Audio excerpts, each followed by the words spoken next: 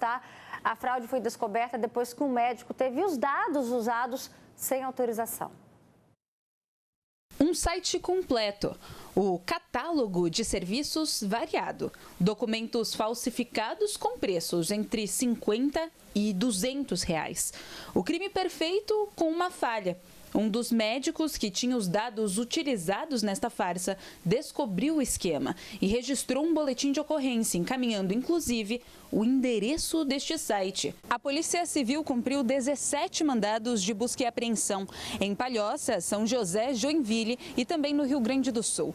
Um homem de 23 anos, que era o criador desse esquema criminoso, e também a ex-namorada dele, que forneceu dados para que fossem efetuados os pagamentos, foram presos preventivamente. Mas ele que fazia tudo, basicamente. Ele tinha na casa dele os computadores, uma impressora específica que ele imprimia os papéis, pegava dados frios, né, para abrir contas em nome de laranjas. De acordo com as investigações, o esquema começou em setembro do ano passado. Ele disse que trabalhava numa empresa, como qualquer outra pessoa, e quis parar de trabalhar alguns dias. E ele ia expedindo atestado para ele mesmo. Ele viu que ele era bom nisso. Aí um amigo começou a pedir, outro começou a pedir, o vizinho começou a pedir, aí ele pensou, bom, vou profissionalizar, levantar algum dinheiro, ajudar minha família e parar. Só que não acontece isso. Na casa do criador do site, a Polícia Civil encontrou uma pilha de atestados falsos já impressos, alguns com validade a partir da próxima semana. Também foram localizados carimbos em nome de diferentes profissionais e adesivos da Secretaria de Estado da Educação, utilizados na produção de diplomas falsos. E olha, essa vitória supera a meta nacional em disponibilidade de vagas em creches, mas a maioria dos municípios ainda enfrenta desafios. Essa mocinha é a Olivia, de 5 anos. Desde bebê ela frequenta a creche e a pequena adora. O que você mais gosta de fazer aqui? Brincar. Essa CMEI nem era integral na época, depois que virou, ela está desde cedo aqui. E para mim está sendo até hoje um apoio muito bom. Cecília também foi matriculada cedo, com 6 meses. A Carla sabe a importância da troca com outras crianças. Os estímulos que ela tem aqui, os contatos, as interações que ela tem, quanto é importante, quanto impacta, né, tanto no desenvolvimento emocional dela, quanto no cognitivo, no motor. Mas nem todas as crianças têm o mesmo acesso à educação infantil. Esses fatores, eles são inúmeros, né? Desde processos de não ter o acesso mesmo, ou seja, não ter vaga para todas as crianças e bebês, como muitos desafios. Por exemplo, na região norte, temos desafios atrelados a transporte dessas crianças, e isso varia muito de região para região, né? O Brasil é um país continental e com muitas diferenças. Mas também temos outros pontos, né, como processos de falta de profissionais. Então, é uma série de desafios que variam de contexto a contexto. Apesar da matrícula ser obrigatória a partir dos 4 anos, em 876 cidades brasileiras, pelo menos uma em cada 10 crianças de 4 e 5 anos não frequenta creche ou pré-escola. Nas creches, o cenário é ainda mais desafiador. A meta do Plano Nacional de Educação é atingir pelo menos 60% de cobertura até 2036. Mas, atualmente, 81% dos municípios estão abaixo desse índice. Só que algumas capitais brasileiras se destacam. Vitória, Curitiba, São Paulo e Belo Horizonte oferecem atendimento na pré-escola para todas as crianças entre 4 e 5 anos. Nas creches, a capital capixaba oferece quase 67% de atendimento para crianças de até 3 anos. Quando saem esses resultados nacionais, eles pegam a média de nascimento na cidade e de atendimento. Só que a gente tem uma característica muito diferente. Vitória tem muita maternidade. Então, a gente tem muitas crianças que nascem no município de Vitória, mas elas não residem aqui, né? Elas residem em outros municípios vizinhos. Com isso, a média nacional fica de 67%, que é o PNAD, mas a média interna, o que a gente tem de atendimento, a gente atende a 97%. Os dados integram um novo indicador de atendimento escolar em nível municipal, que cruza dados do censo escolar com projeções do IBGE. O objetivo é identificar falhas no acesso à educação infantil e ajudar a melhorar o cenário nacional. Quando a gente fala da realidade do Brasil, isso é ainda um desafio, né? E ter essa visibilidade dos dados ajuda muito a elucidar a importância da gente combater esse desafio e, enfim, gerar acesso para todas as crianças e bebês, já que a educação também, como eu tinha falado, essa é uma etapa fundamental e a educação está muito atrelada também a esse desenvolvimento. Em Vila Velha, não há fila de espera para a pré-escola. Nas creches, as vagas são ofertadas conforme a capacidade da rede, podendo haver demanda reprimida. Na Serra e em Cariacica, a solicitação é feita pelo site oficial. São 3 horas e ponto, hora da polêmica. Escuta essa. Cláudia Raia disse em uma entrevista que a mãe dela, a dona Odete, tentou impedir o casamento da atriz com Alexandre Frota. Escuta esse babado, minha amiga. A mãe fez de tudo para a filha cancelar a cerimônia. Tentou até mesmo na porta da igreja, tá? A Cláudia disse que se casou só com um sapato, porque o outro saiu do pé quando a mãe tentou segurá-la pelo braço para não entrar no casamento. A dona Odete dizia que Frota não era homem para Cláudia Raia. E ela estava certa. O casamento durou apenas 3 anos por conta das traições de Alexandre Frota. E isso traz uma reflexão para a gente, né? Você, meu amigo, minha amiga, teve ou tem dedo podre para escolher um mozão? A sua mãe já interferiu nas suas escolhas? Ela estava certa ou ela estava errada? Ou você que é mãe, né? Você que é pai, alerta aos filhos quando percebe que vai dar ruim? Você deixa o seu sexto sentido falar mais alto. Eu vou me meter sim nesse relacionamento. Aqui no nosso estúdio, eu recebo a Laudicéia Brum. Obrigada, Laudicéia, ela é psicóloga. Vai ajudar a gente nesse bate-papo. Seja bem-vinda, Obrigada, Roberta, novamente pelo convite. E a gente também recebe aqui a Andréia. A Andréia vai contar essa história aí da Cláudia Raia. Te faz lembrar de algo na sua vida? Minha vida não, mas em relação ao meu filho... Fala bem pertinho do microfone. Em relação ao meu filho, eu avisei que o relacionamento não ia dar certo, porque a mulher não era flor que se cheira, não tinha ido com a cara dela. E aí ele ficou meio assim, né? Porque mãe tem radar, mãe tem faro. Não é? Você olha, você já fica meio assim. Aí você diz assim, eu vou dar o benefício da dúvida, vou esperar um pouquinho.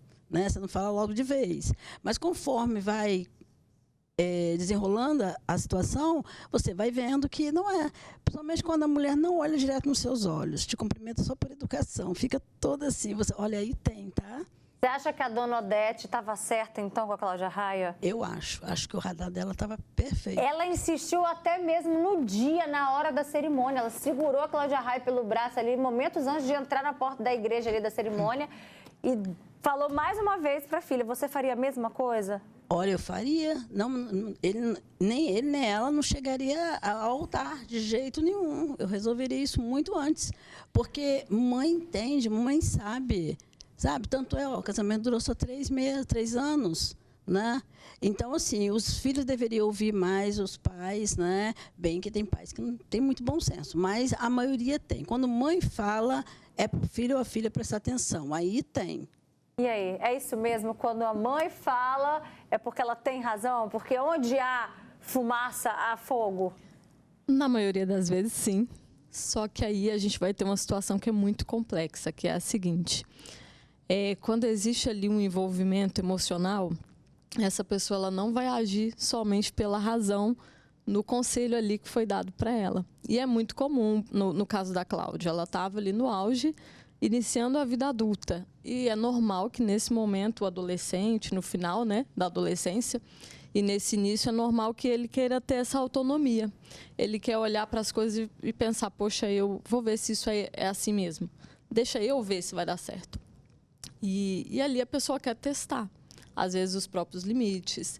Tem uma idealização, né, no caso dela. Um casamento, né? A gente também tem que ter... Não é simplesmente, minha mãe está falando para eu comprar essa roupa e eu vou comprar outra. Não, a gente está falando de uma decisão muito importante, né, Laudicéia? Exatamente. Só que essa decisão, ela vem com um vínculo. Ela estava vinculada a ele, né, um vínculo emocional, e que esse conselho dessa mãe, ele acaba entrando como se fosse um controle, como se fosse uma imposição. E aí a pessoa quer testar por si própria, entende? Tem um relato aqui que chegou pra gente. Boa tarde, aqui na minha família é diferente. Quem tem o dedo podre é a minha mãe. E aí, como é que fica essa situação, né? Dos filhos tentarem alertar a mãe? Será que é mais difícil atingir esse objetivo?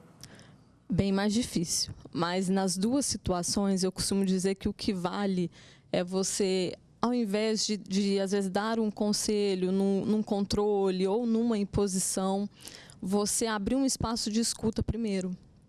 Às vezes, você olhar para a pessoa, conversar, torná-la, né, compreensível ali naquela situação. E, às vezes, trabalhar com ela. Olha, fulano, eu tenho percebido alguns sinais.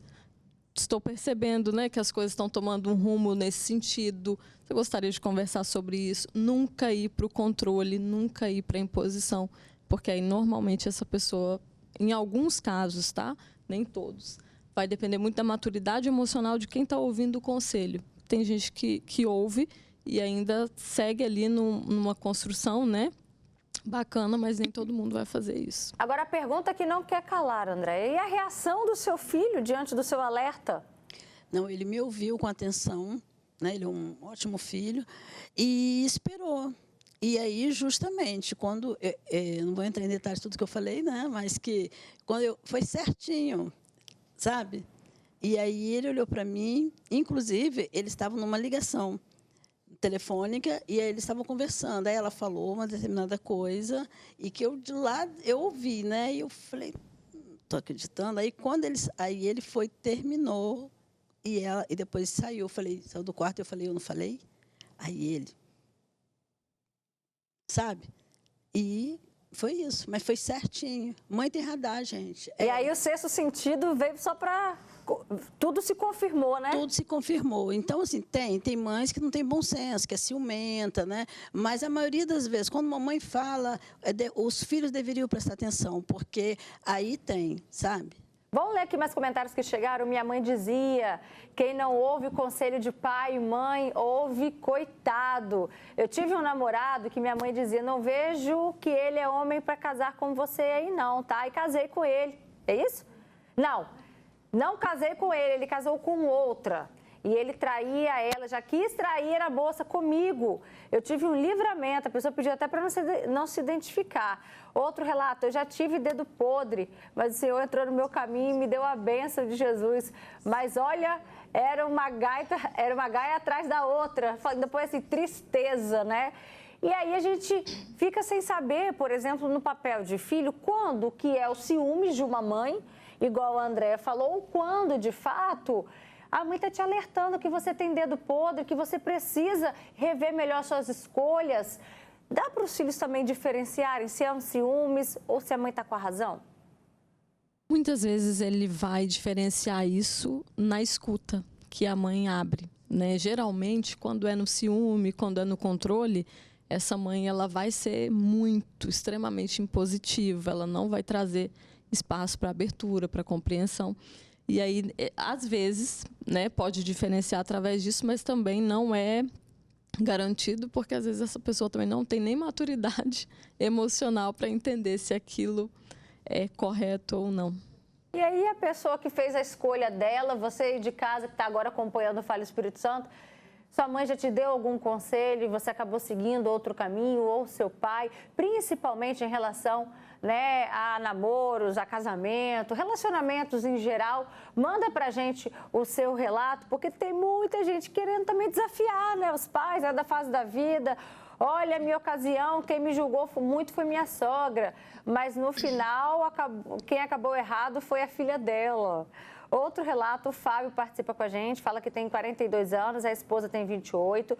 No início, os parentes inventaram muitas coisas sobre a minha pessoa, para a minha sogra.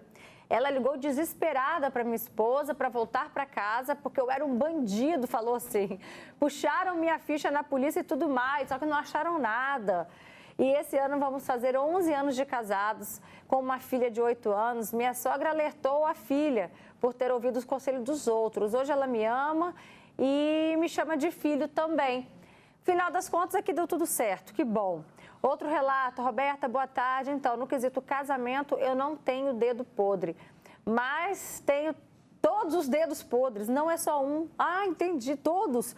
Hoje estou só, em paz, com meus filhos, noras, neto e meu outro netinho também chegando. Outro comentário aqui, ó. Há 55 anos atrás, né, na hora de assinar o papel no cartório, minha mãe falou no meu ouvido: não casa, minha filha. Vamos ver por quê. Tive 3 filhos e o casamento, infelizmente, durou 25 anos. Eu tinha 16 anos nessa época. Parei de estudar. Minha vida era cuidar de casa e cuidar de filho. A voz da mãe é a voz de Deus. E aí, às vezes, a gente só vai dar valor a isso tarde na vida adulta, né, Laodiceia? Exatamente. Muito do processo humano, né, de amadurecimento, ele vem através de aprendizados, às vezes através de erros também, né, que essa... E faz parte da história de cada um, né? Faz parte, exato. Essa autonomia, né, ela vem com muitos erros. A Cláudia, né, do exemplo, ela é um exemplo disso, de que pode ali ter sido um erro, mas ela amadureceu muito e hoje é uma mulher muito autêntica, né, uma referência para muitas mulheres. E isso é comum, faz parte do processo de desenvolvimento, você, às vezes, tomar caminhos errados, né, e o importante é você ter um retorno, o importante é você saber voltar e ter também dentro da família, né, com quem te aconselhou, um espaço para dizer, não só julgar, né, e dizer, olha, eu te avisei, não era para ter feito. Então, até que ponto essa mãe deve ir? Ela, nesse retorno, né, eu acredito que ela possa, sim, através de um olhar, né, de uma escuta aberta, ela pode, não no julgamento, mas acolher a escolha que o outro fez e possibilitar um caminho de retorno. Entende? Deixa sempre as portas abertas. Isso. Isso aí. André, obrigada. Eu que agradeço. Dá um beijão no filho, tá bom? Isso. Obrigada também, Laodiceia. Eu quem agradeço, Roberta. Beijão para vocês.